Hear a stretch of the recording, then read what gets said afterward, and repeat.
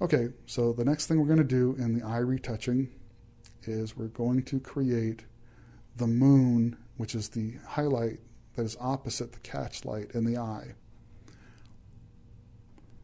Okay, let's click on the moon layer, and we're going to create the moon, which is the highlight that is opposite the catch light of the eye.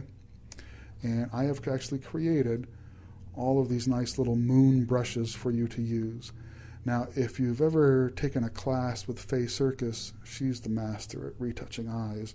She goes in each time and she paints a perfect crescent moon in a person's eye because she's a true artist. I'm a photographer, and I have big, fat, clunky fingers, and I cannot paint brushstrokes beautifully the way Faye Circus does. So I do things a little bit more mechanically, and when I create something that works well for me, I make a brush out of it so I can reuse it over and over again.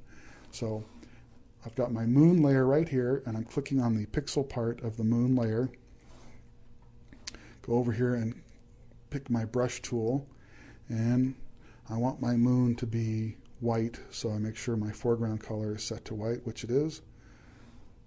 And go up here to the brush palette, and here you can see that I have different sized moons for you to use. Now, because my catch light is at the top of her eye, I want a moon that's going to be in the center.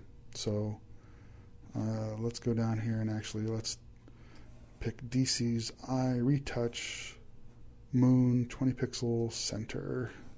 Okay. She's got a moon on her eyebrow. We'll get rid of that. Okay. Let me go right over here, and right on at the bottom of the iris, just above the iris ring, I'm just going to click once, and I've just stamped the moon on there for us to use. Now, it's a little bit bright, so I'm going to go over here to my layer, my moon layer, and you can actually see that up here, when I ran those actions, or ran that action that created these layers, it set the layer blending mode to screen. That's what we want to keep it at, but I'm just going to lower the opacity a little bit just to make it look a little more natural. Let's leave it at 50% now. The nice thing about doing all these things on separate layers is that you can go in and you can either adjust the opacity, you can paint on the individual masks to clean things up. It just gives you a lot of ability to do these everything with a lot more control. So, okay, that's all of the retouching for the eye, using all these layers and using the action that I created for you. And everything is now contained in this nice little folder here, this layer grouping called Eyes Retouched. So you can now use this whole group, and if you needed to, you could even lower the opacity of the entire group if you wanted to, if it was coming up a little bit too vivid and looking a little unrealistic. You could actually lower the opacity of the entire group. And of course, when you do all your retouching, you need to do both eyes. In this case, I didn't, just to show you and just for brevity's sake. But here, let's back out a little bit.